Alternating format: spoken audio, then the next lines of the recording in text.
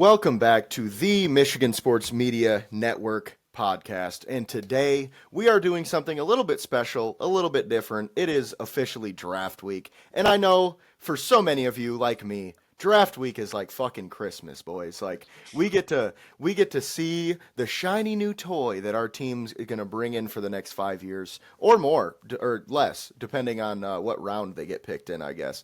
But with that being said, today we are doing a mock draft, our mock draft 1.0 on the show. Next week we will have another mock draft that might be a little bit more realistic than this one, but this one was for fun. So we said, fuck it, let's do some things we don't normally do or do some things we don't normally see. So without further ado, the Tennessee Titans are on the clock, and I am the GM of the Tennessee Titans in this mock draft.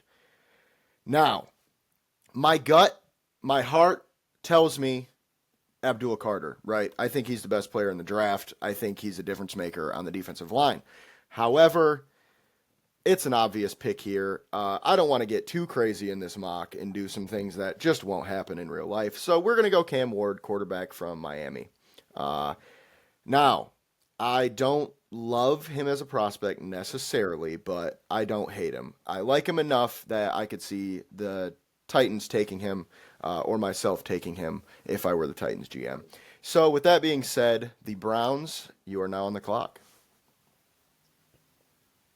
Hey, what's going on, everyone? Happy draft week. As the GM of the Browns for this scenario, as Jace just said, I will be taking the best player in the draft in Abdul Carter.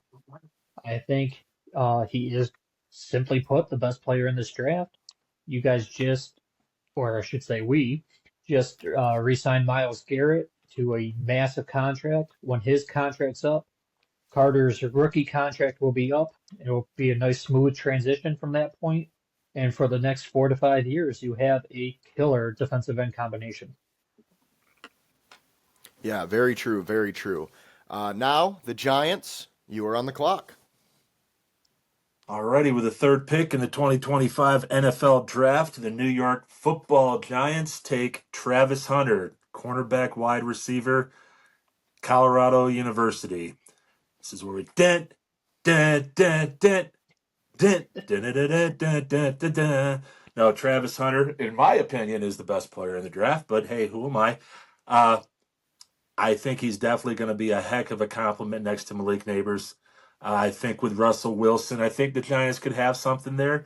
And I still see him being a two-way player. I see him also playing not a ton of stats, but I can see him playing in a nickel or a dime and playing a pretty pivotal role in that. So we'll see how it goes. But I think if he lives up to the way he was in college, he's going to own New York. So Yeah, and that's very good points there, Brad. Now the Patriots are on the clock, and I am going to take Will Campbell, the offensive tackle out of LSU. Now, Armand Membaugh might be my favorite tackle in the draft, but I just feel with where the Patriots are, Will Campbell has been the number one offensive lineman pretty much throughout this process. So it just feels like if they're going to go O-line here, it would be Campbell. I could see Membaugh, though. I don't think it would be crazy.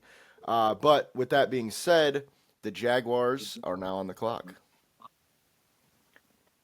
The Jacksonville Jaguars have learned from their mistakes of not drafting Michigan or D lineman, and they will be taking Mason Graham here to just add a nice blue chip player overall on that defensive line, and he is going to take off quite a bit of pressure off Allen there on the outside.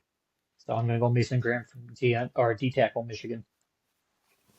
Yeah, I like that a lot. I feel, we said this before the podcast, but this feels like the most locked pick of this entire draft. Like, it seems like every single mock draft has Mason Graham going to the Jaguars. It doesn't even matter who goes before or after him. It's always Mason Graham to the Jags. So, with that being said, the Raiders, you are on the clock. alrighty, with the Raiders, I think Pete Carroll and Tom Brady is going to go with Ashton Genty, the running back from Boise State. Saw some film on him in his pro day. Good God. Um, some knocks on. I mean, we see what he does. I mean, he was best running back in the country last year. Some knocks on him though is they say he's not the fastest back. They say he likes to bounce it outside too much. I don't think that's going to happen personally.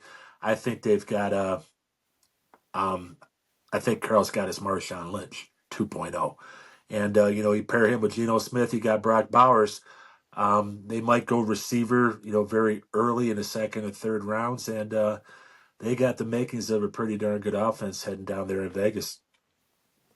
Yeah, definitely cannot disagree with anything that you just said. And I feel like similar to the Mason Graham pick, Ashton Gianti to the Raiders or the Bears seems like that's pretty much the only two teams that he's been going to. So, and it definitely seems like lately Genti to the Raiders has been gaining more and more steam. With that being said, the Jets are now on the clock. Um, let's see. I am going to go with my number one offensive lineman personally, Armand Membao. Um, he's just the best. I think he's got the best traits physically, athletically, literally all across the board.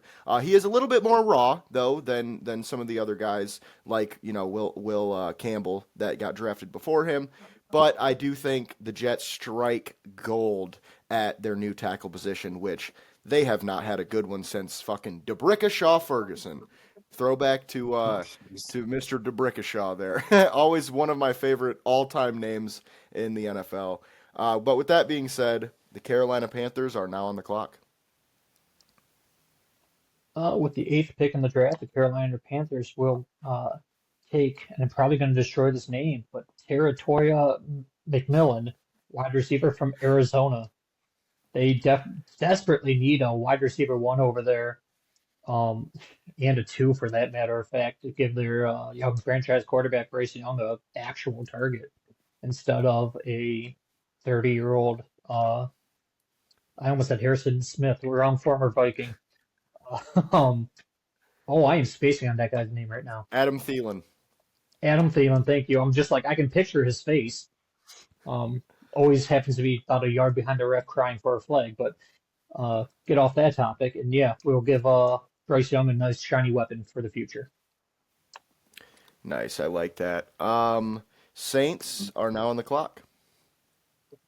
Yeah, I think the Saints here might raise some eyebrows, but I think the Saints, they've got so many needs. I mean, they've got corner, they've got interior linemen. Wouldn't be surprised if they take Hall of Fame Colorado University quarterback Shadur Sanders. Uh, but I think they're going to go edge here. I think they're going to go Jalen Walker.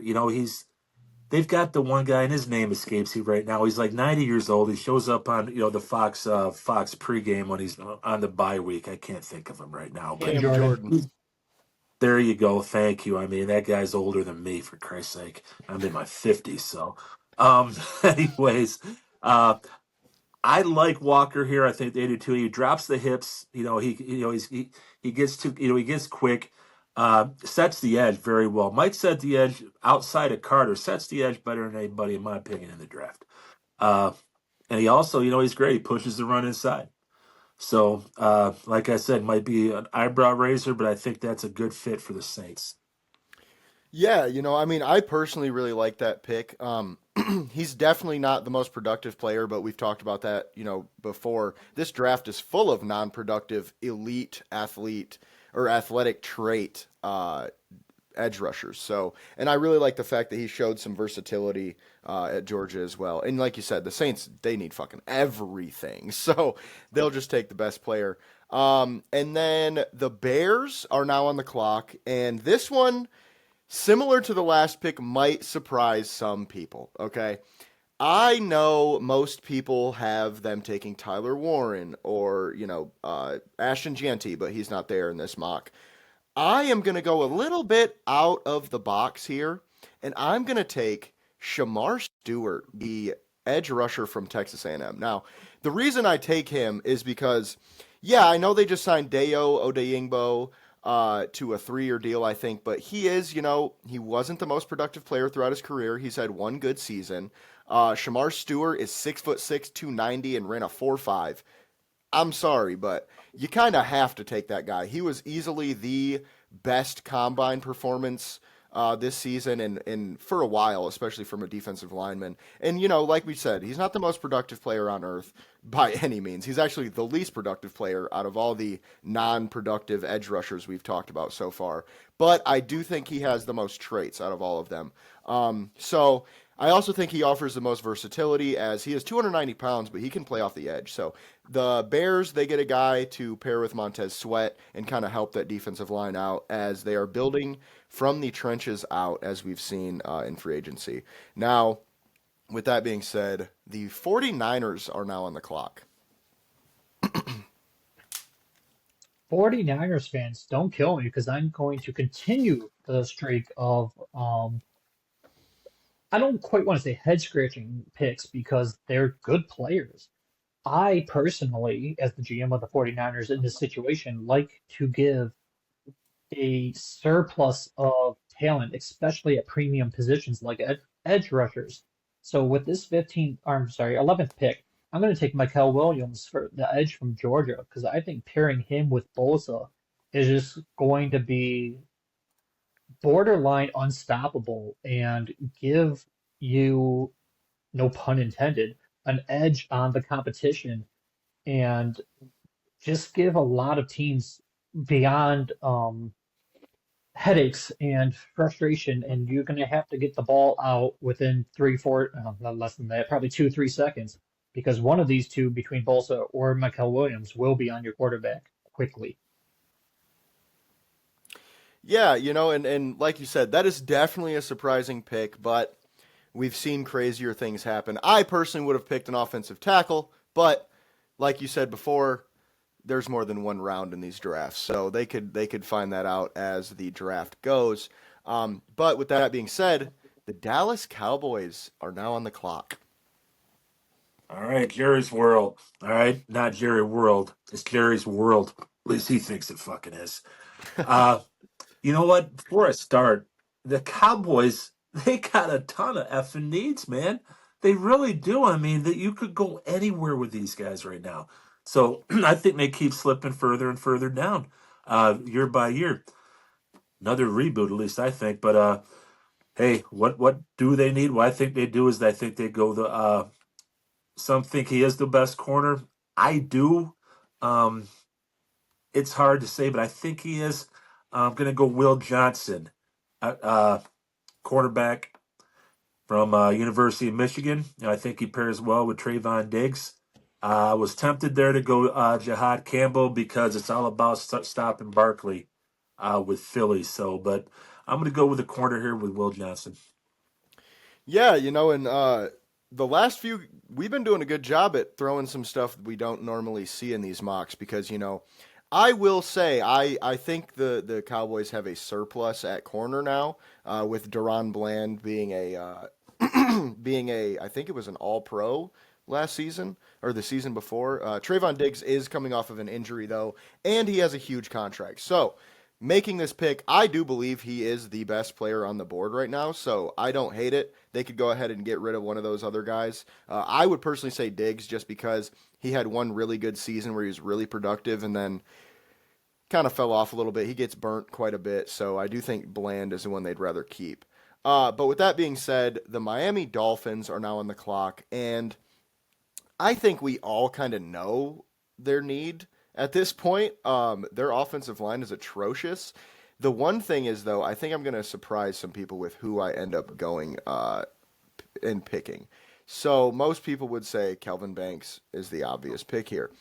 I'm going to go Josh Simmons because the reason is I feel like Josh Simmons is the best pure left tackle in this draft period, but he tore his ACL. So he's falling down the board a little bit, but I do think he's a better player than Kelvin Banks is. I do really like Kelvin Banks, but I think Miami would be happy getting a player of Simmons' caliber, even with the injury. But with that being said, the Colts are now on the clock. All right, Colts Nation, or whatever the hell you guys call yourselves. In this league, it is a quarterback-driven league. You tried with AR, and it just hasn't worked out. So although I have not seen anyone or any reports or anything linking him to him, as the general manager, I will be taking the Colorado Hall of Fame quarterback, Shedeur Sanders. You have to have a quarterback in this league, and he's the best one available according to reports. I will just leave it at that All because I right. don't want to go too far-fetched. But yeah. All right. Well, I'm going to pull an ESPN, and we're just going to go ahead and go to the next pick. Atlanta Falcons, you are on the clock. Uh, hey, well, I, yeah, sure, why not? Uh, um, with the with the pick here with the Falcons again, it's not they can go. They got a lot of needs to fill. It's where do they want to go with them? I think they could use a guy that's a bit of a hybrid. Okay, uh, so I think they're going to go Jihad Campbell. He came in. He came into Alabama starting off as an edge. All right, then he kind of flipped over. So the hybrid thing a little bit. I think he fits well in the scheme that the Falcons are trying to do defensively. So he's not a poor man's, and he's definitely not Will Anderson from the Texans, but he's right in there a little bit. So I think the Falcons are basically getting a good football player. So that's my pick. Yeah, and I would agree with that. I think Campbell is one of my favorite players in this draft period. So I definitely love the fit there, especially since they have big needs on the defensive side of the ball. With that being said, the Cardinals are now on the clock, and man, I was contemplating trying to trade up earlier, and I am so glad I didn't, guys, because I want Walter Nolan. Okay, I was thinking Walter Nolan or Mike Green or Jihad Campbell, right? And that I figured I'm only two picks away, right? One of those guys will fall to me. Well, two of them did. Thank you, Indianapolis. I appreciate. I'm sending you a gift basket in the mail.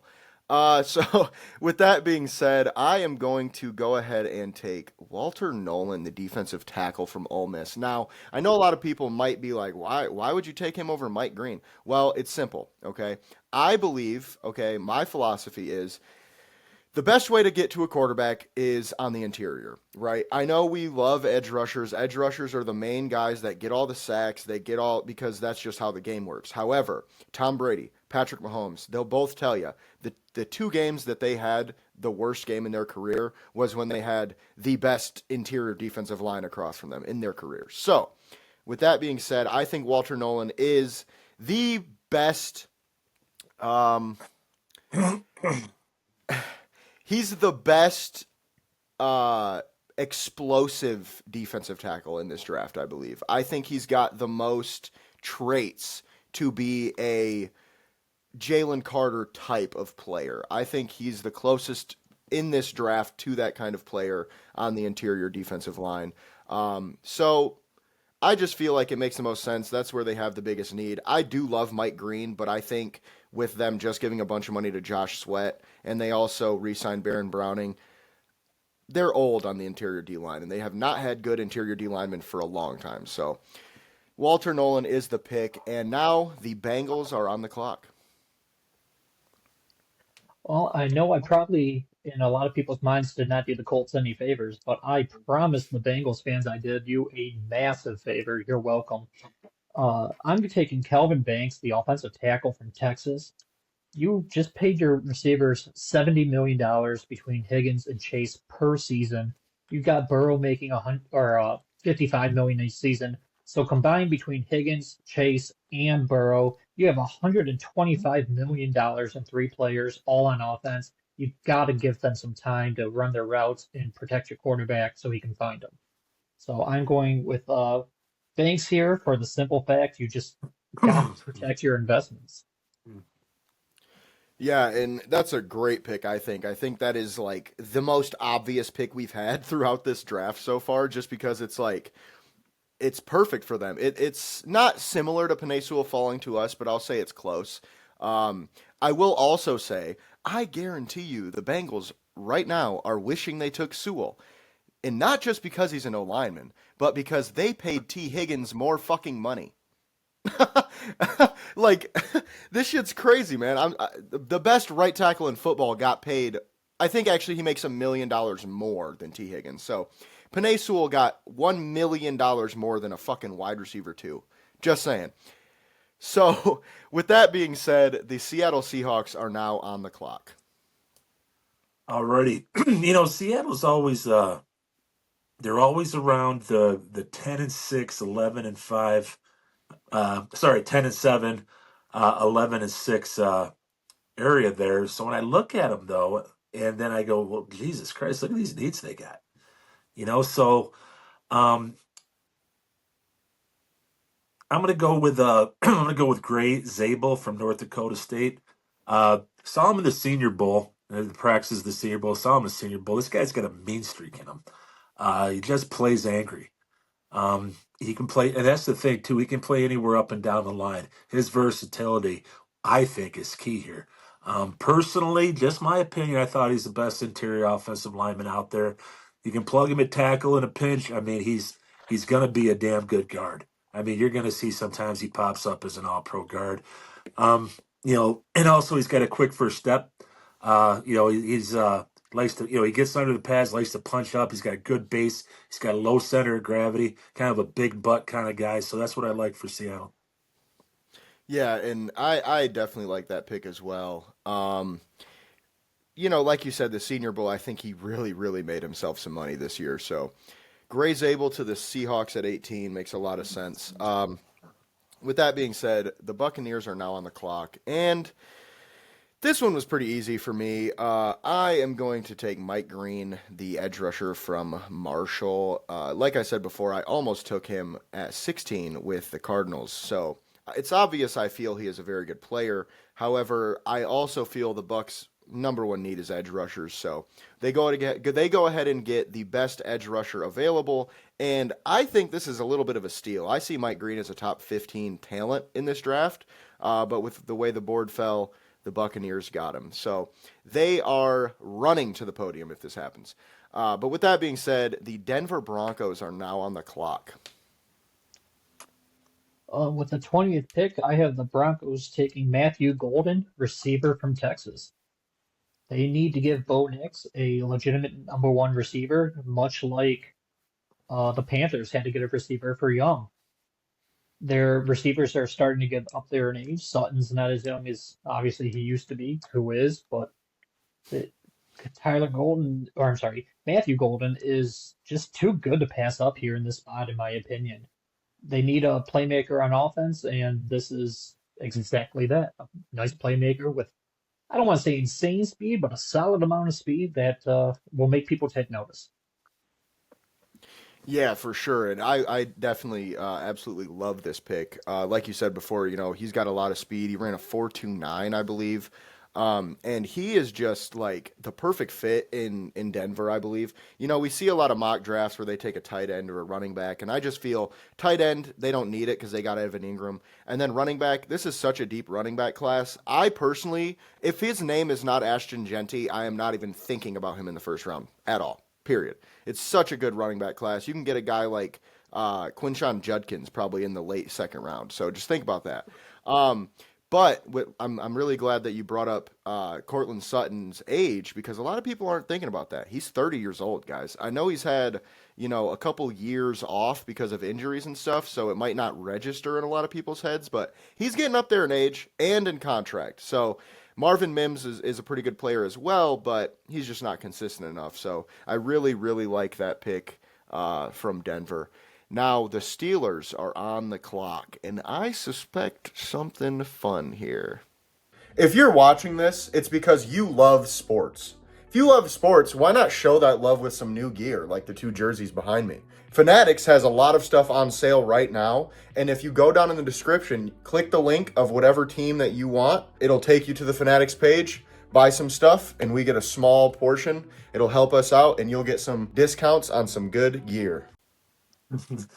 Well, might be fun, might not, but so the Steelers are probably well, The Steelers are probably hoping that they play the Colts sometime within the next year or two, because Colts flat out stole their guy, because that guy was going to be Shadur Sanders, I think, without a doubt.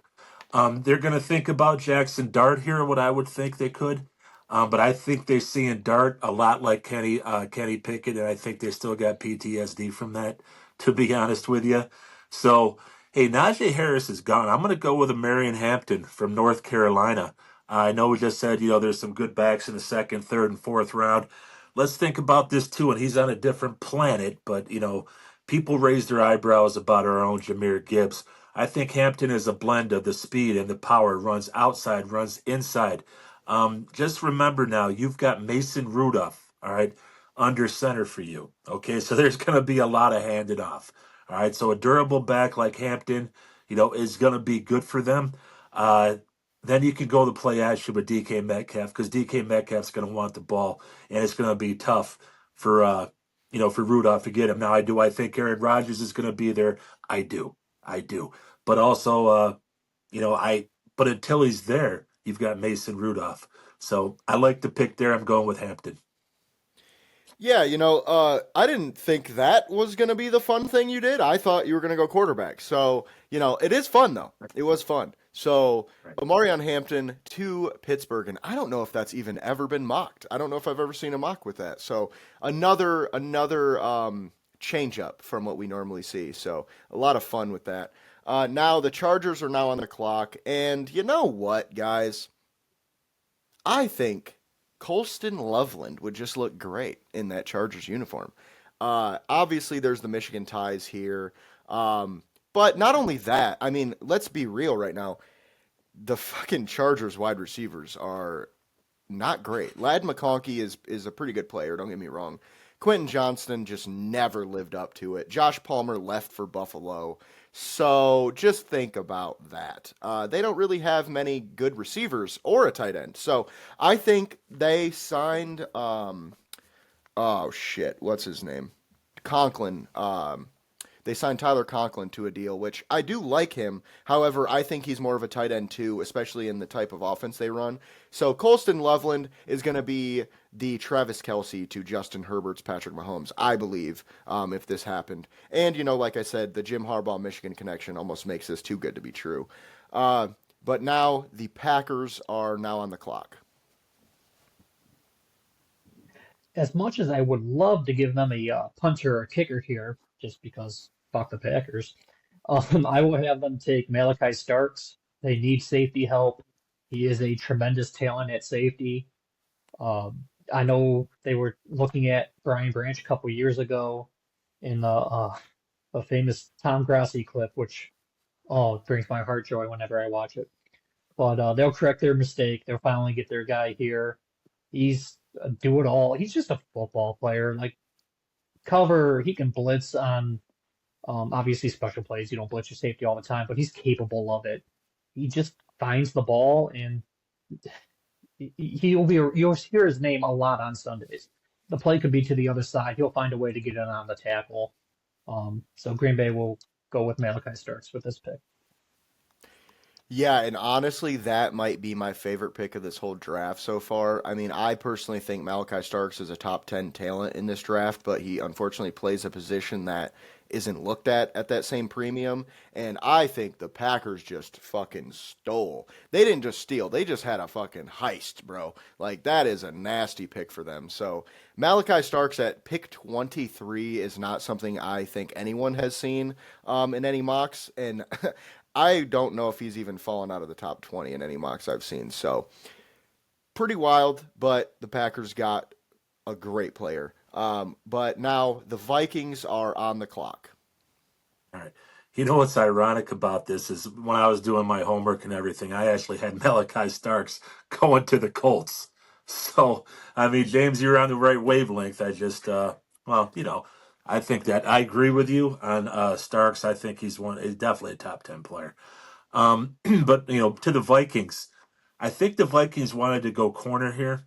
But I think with the two best corners off the board, they look to go somewhere else. They could have went defensive line, but I think they're going to address the offensive line even more. If you remember, it was just, I think late in the year, Darnold was running for his life, and they were getting the pass rush from up the middle. I mean, even the Lions and I think the Rams really exploited the fact that that inside part of the line was really having some trouble. So I think they're going to go Ian Booker, arguably the best interior lineman in this draft. I know I just said was Zabel, but Ian Booker's right there, real close. But so I think they go with him, and I think they're happy. Yeah, I mean, I agree. Tyler Booker is definitely one of the best interior offensive linemen Or in this draft, Tyler period. Booker. Sorry, Tyler Booker.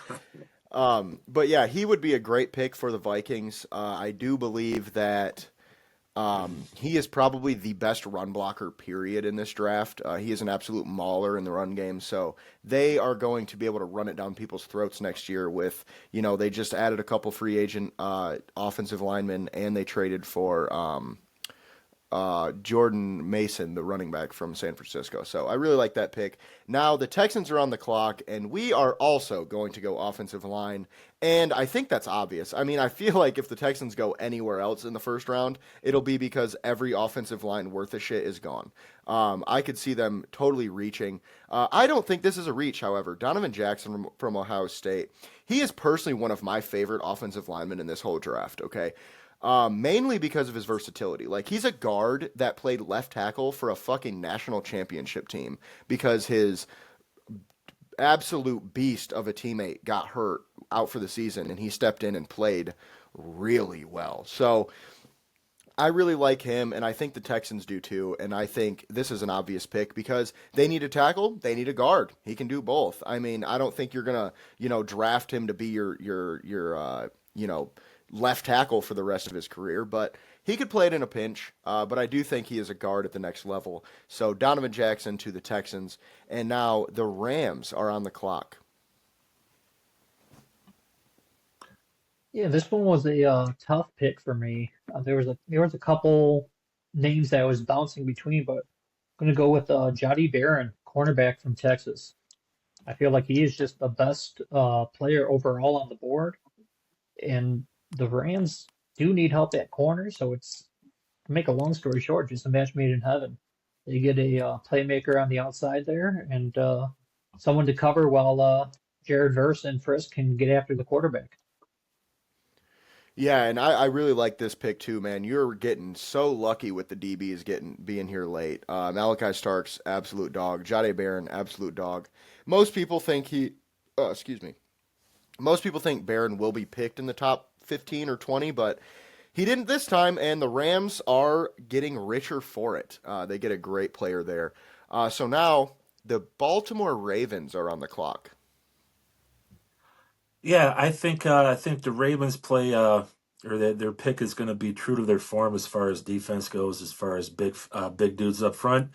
And honestly, I think I've seen a lot of things. I think the Harbaugh brothers speak. Obviously, they speak, and I think John talks to Jim, and he says, "Hey, what do you think about Grant?" And Jim's like, "Hey, probably take him, man. Take him if he's there." I mean, with Grant, he's raw. There's no doubt about it. But he's going to get coached up in Baltimore. We all know that. But he's raw. But this is a 320-pound guy whose best days are in front of him. Okay. I mean, I don't know if you guys saw one play this year where he just chased a running back down from about 20 to 25 yards. So, I mean, this is a guy that's 325 or 320 pounds. So, raw, perhaps. Will he be a rotational guy at first? Maybe, but I see this guy with so much upside for a pick like that for the Ravens. I just think it's kind of a perfect fit. Yeah, and I totally agree with everything you said, man. Kenneth Grant is one of my favorite players in this draft. He has been for since last year, actually. Some of the plays I've seen him make, me and James, I remember we mentioned this before, but the couple plays he makes where he runs down the running back is just, it's mind blowing to see that dude 330 flying down the field, dude. Like, one of my absolute favorites. So, you're right. He might be a rotational player at first, but that's totally fine. You get a 6'4", 6'5", 330-pound rotational defensive tackle who is going to be a beast when he starts playing every snap. So I love the pick, and I love the fit. Now Our Detroit Lions are on the clock, and I am lucky enough that I get them. I get to make the pick. I am Brad Holmes for the day. So I am going to take Tyler Warren. No, I'm playing. Uh, I am going to take, let's see. James Pierce is very enticing. I'm going to have to go Donovan Iziraku. I know I butchered that name, but we're just going to call him Easy from now on. I do really like James Pierce. Don't get me wrong. He is probably better, okay, as a prospect. However, the off field stuff really concerns me. He is an elite athlete, elite of the elite, but I don't know, man. Some of that stuff just worries me. And I unfortunately did not get to have him in a meeting, sit down, shake his hand, and look him in the eye, and understand who he is as a person. So we're going to go easy here because I do feel like he's the best edge rusher available, not named James Pierce. And even then, you can make an argument that he's better than Pierce because, I mean, he had 16 and a half sacks last year, folks. Let's not pretend like Donovan is just some guy off the street, right? I had a lot of people get mad at me because I picked him in my mock draft, but I just think it makes a lot of sense. He's a beast, man. He's a pass rush specialist for sure. Like, don't get me wrong. We all know that. But I do think he has the length and the strength to be able to play the run pretty well at the second level, or at the next level, not at the second level. But I just feel he is the perfect player opposite of Aiden Hutchinson. The only real knock I have on him is he's a little undersized. I think he's 6'2", 240. So you would like a little bit bigger guy there. However, his presence off the edge and his ability to get home. He has a pretty deep bag. I do feel pretty good about, and I think his size won't really be a detriment at the next level. At least not too much. He's not gonna be a guy, that you're only playing on third down. Basically, is what I mean. Like you're not gonna hope you're not gonna put him up against a pulling guard or anything like that, or at least you'd hope not. But he can get the job done, I think. So Donovan, easy from Boston College to the Lions with the 28th pick. What do you guys think? Since this is a Lions podcast. I'll let Brad Oh, take it. sorry. That was something was happening underneath the desk here. Sorry. Enough said. Enough said. Love it. I don't mind it. I don't like it as much as Brad does, but I don't mind it for sure. He is a name I've actually seen knocked to us here and there. Not a not like the most common one, but I have seen it. I don't know too much about him. Well, I've been scouting other edge rushers, and um, so that size though, just listening to that does worry me a little bit. But in Brad Holmes, I trust. If he's the pick, let's go. And like I said, I have seen it mocked, so it's not a completely foreign idea or anything like that. I personally would prefer Derek Harmon just because of although he's a D tackle and we need more D end help than D tackle help. I just feel like interior pressure, as you mentioned before, is quite important. And with McNeil out to start the season, and once he comes back, having two guys that can kind of push that pocket, I like, in my opinion, that position better or that kind of situation better. I would have preferred edge if like a Mike Green was still here, but obviously they're not. So that's just my 2 cents on with how the board fell. Yeah, and those are totally valid points, and I totally get that. Really, my thought process was this is such a deep class at the defensive tackle position that I just felt I should reach a little bit on an edge because that's a bigger need, and then we can get somebody like one of my favorite players in the entire draft, Jamari Caldwell in the third round. I think if we got that, like, good luck. Good luck to opposing O lines because Jamari Caldwell is a beast. I think he's similar to Kenneth Grant's size. I think he's 6'3", 330, so maybe even a little thicker. And I do think he's got a really, really great first step for his size too. So that would be one of my biggest my biggest wants in the third round. So maybe even I don't know about the second round. I might trade up in the third round for him though. But with that being said, the Washington Commanders are now on the clock. All right. With the Washington Commanders on the clock at 29, I will take Derek Harmon, the guy I just mentioned. They lost out on Allen. Well, I shouldn't say lost out. They got rid of Allen, his age, contract, yada, yada, yada. They need a new D tackle. And for all the reasons that I just listed for why I would want him as a Lion, I will take him as a Commander to just put him on that line and let him do his thing. Yeah, very good points. And like you said, they just lost two pretty good defensive tackles there, so they get to kind of plug and play there. And now they are, I don't know, man. I know we've talked about it before, but the fucking Commanders are scary. If they get Derek Harmon, they're a little bit more scary, and I don't like that. So, really good pick there. Now the Bills are on the clock. Okay. With the Bills, I look up and down that roster, and I'm just saying to myself, I mean, everybody needs picks. Don't get me wrong, but they don't have really any real needs. I think that when it comes to the playoff time, I just think that the Chiefs are so far in their head. There's something about it where they just can't beat them. So, I mean, they've lost Amari Cooper's still out there, I believe, but they don't want him. He's not with them anymore.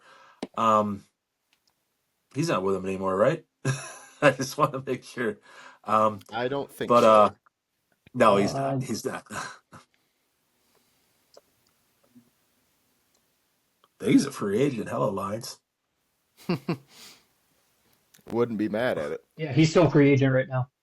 Hello, Lines. Anyways, I don't want to get off track, but hey, when in doubt, you don't have a lot of needs. Take the MVP. Give him another weapon. All right, I can't believe this guy is still there because I had him personally as the number one. Well, outside of Travis Hunter, I'm sorry. Number two wide receiver in the draft. I thought he was going to go top 10. All right. And we're going to go with Luther Burden the third, wide receiver, Missouri. Yeah, that's a pretty solid pick. I feel like you said, Josh Allen definitely needs some more help there.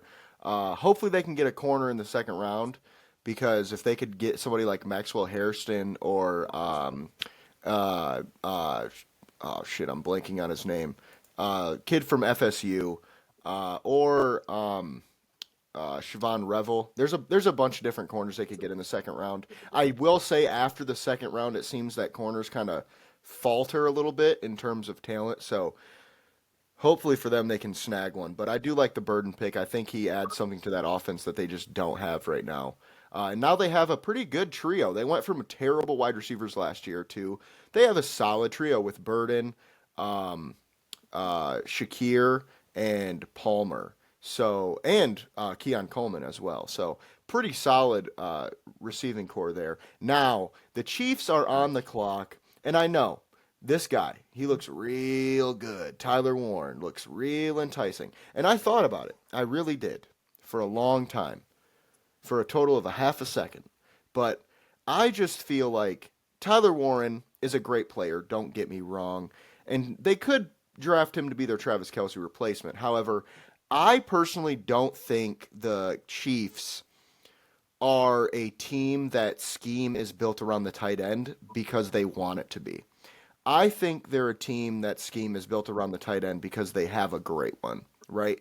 I think once Kelsey's gone, they're going to go back to a more wide receiver heavy passing game. And I mean, just look at what Andy Reid did in Philadelphia, right? I mean, I don't remember the Eagles really having a, elite tight end in those days. So it was a little bit more about the run game and wide receivers there. So I am going to go defense, and I'm going to go Nick Emanwari from South Carolina, the safety.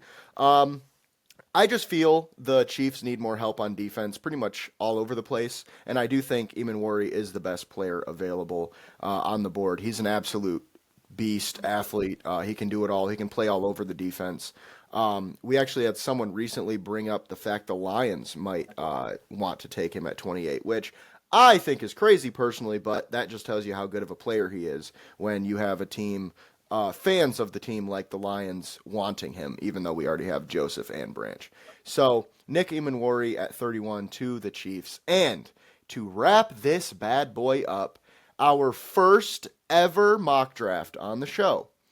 The Philadelphia Eagles are on the clock. And the reigning Super Bowl champion Philadelphia Eagles will somehow, some way, once again luck into a player falling because of off the field issues. I was tempted to take Tyler Warren just because he is considered one of the more top talents in the draft. However, they just lost Josh Sweat to the Cardinals in free agency, so I am going to go James Pierce Jr. from Tennessee. He's got the off the field issues, but much like Jalen Carter or insert guy's name here, there's been several that the Philadelphia Eagles just, I don't want to say don't care about, but do their research on, whatever. They pull the trigger anyways, and a pretty good talent falls to 32 for the Super Bowl champion.